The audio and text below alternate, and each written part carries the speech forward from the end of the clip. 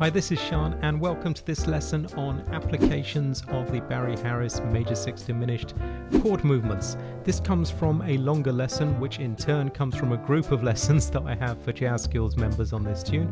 This is some sections of one of those members lessons in which we'll explore application of major 6 diminished chord movements.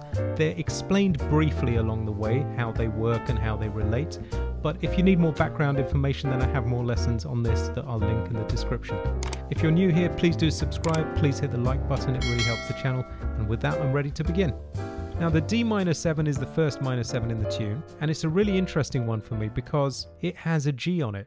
Now is G a note in D minor 7? No, it isn't, because D minor 7 does not have a G in it, and therefore this gives us an opportunity for movement, because on D minor 7 we're looking to use F major 6 as a Barry Harris movement scale. Why? Because F major 6 inverted is D minor 7th.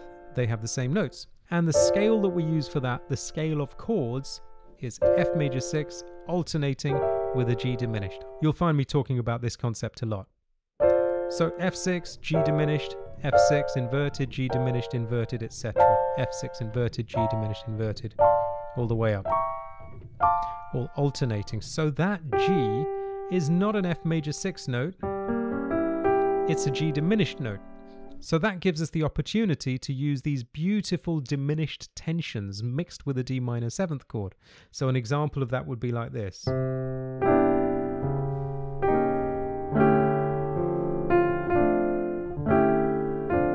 So see what I did there? That diminished note at the top, my rule is if you've got one at the top, try and use another one there as well. So both these notes come from the G diminished, mixed with notes from D minor 7. So we could move the top 2 notes like that, or we could move the top 3 notes. If we move the top 3 notes, we would get this.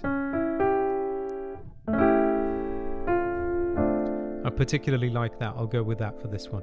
And again, this is not about creating an arrangement to teach you. This is about learning how to make your own options. In the beginning, you might end up copying a lot of things I do, and that's okay.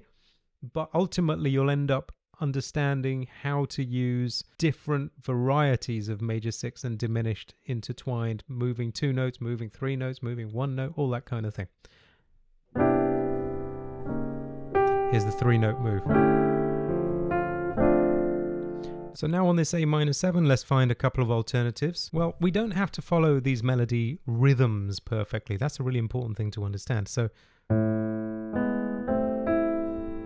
stuff like that, or what's happening here? Well, A minor 7 is C major 6 diminished, because A minor 7 inverted is C6, and therefore I would want to know the C major 6 D diminished scale. C major 6 diminished, C major 6 D diminished, C major 6 D diminished, etc. C major 6 D diminished and C6. So I'm just going to move around it. Look, I started with 2 diminished notes, moving apart through the scale. So here and here. Why? Why did I start on diminished notes? Just to create some tension, no particular reason. So 1 and 2 and 3. Now it would be nicer if I can fill in the notes as they go. 1 and 2 and 3. So diminished notes, 2 diminished notes, keeping the root at the bottom, moving to 3 major 6 notes, 4 diminished notes, and then finally loads of major 6 notes, 5, 1, 2, 3, 4, 5, with the root at the bottom, of course. So a 6-note chord. This is how it would go. 1, G minor 7. Now, if I take that G minor 7 and invert up, I get B flat major 6. So I want to know B flat major 6, C diminished. B flat major 6 inverted, C diminished inverted, B flat major 6 inverted, etc. C diminished. Watch that one, that's the one people get wrong. B flat 6, C diminished, B flat 6. And I love when you get a straight line. Single steps in the melody like that are really good for movement because you get to go major 6, diminished, major 6, diminished, or diminished, major 6, diminished, major 6. I can even ignore the C7 and get a nice movement.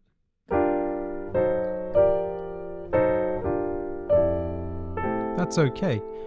I would probably prefer if I did it. By the way, what did I do? B flat 6, C diminished, B flat 6, and back down to follow the melody.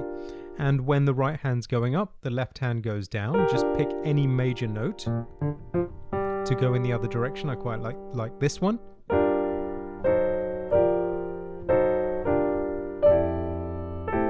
That would be fine. But it's also nice if I put maybe a C7 right at the end of that bar. So something like that.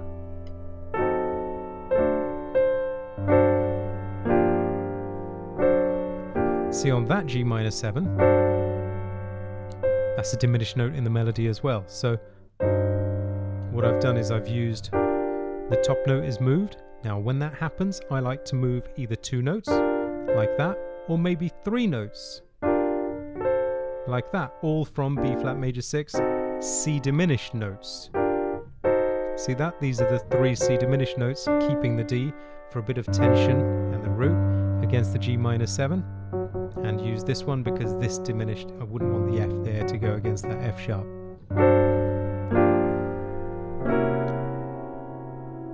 Third in the melody, diminished notes in the middle. Let's explore that.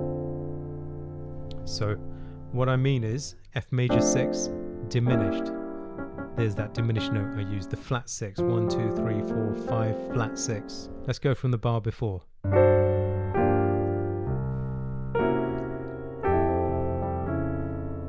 So you can do it a few ways. You could go straight to the flat 6s like that for tension. They can go in different directions like that kind of thing. Kind of like to move the E up as well. Like that. Or they could happen afterwards, like this.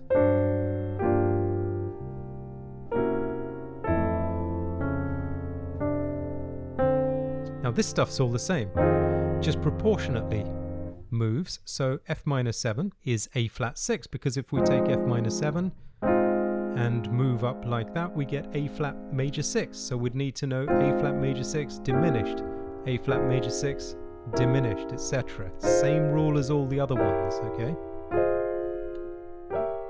So we've got movements going up. Now, you may just move that much because the chord changes, or if you want, just like we did on the last line, you can say, see, I'm moving in contrary motion, just a B flat 7 on the last note, fine. Now, E flat major 7, I'm happy to put the major 7 in, even though the 6 is in the melody. That's not a problem. Same with that F major 7 with the 6 in it. When you have a 6 in the melody, it doesn't mean that you must play a major 6 chord. I've said this a few times now. Only when you have the root, you really must play a major 6 chord, because if I had E flat with E flat in the melody, don't want that major 7, would be 6. But with the 6th of E flat, 1, 2, 3, 4, 5, 6, no problem having the 7 there. It's quite pretty. Now on this F minor 7, this one is another A flat major 6. Melody note is moved, so I'm moving the next note as well to a diminished note. Notes from B flat diminished, B flat diminished in the scale of A flat major 6 diminished, that uses A flat 6 and B diminished, like that. Now we'll look at the last A section. All the same stuff we did before.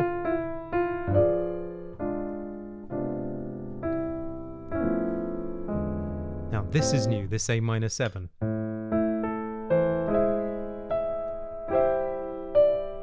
Have you heard sounds like that before? Well, on the A minor 7, we're going to make this chromatic movement. This is a very common one when you take A minor, an A minor triad, something like that, and keep moving the top notes down in half steps, down again. Why? Because as we said earlier, A minor 7 comes from C major 6 diminished, and you can see these 3 notes in that C major 6 diminished, right? So this is a common movement. See how those are moving down. D7, C6 decorated with a 2. Simple. 1 and 2 and. Or you can say 1, 2 and 3. 4 or 1, 2 and 3. 4. Any kind of rhythm like that for a simple ending. Hope you got something from that, learning how to move the minor 7th chords. There's so much you can learn from that and apply them to different tunes and different progressions. And we have lots more on this tune for Jazz Skills members. And we also have hundreds of lessons to do with movement, voicings, improvisation, personal help from me. We have webinars, tunes taught in detail, lots to keep you busy. So hope to see you there. Thanks a lot for watching. Bye for now.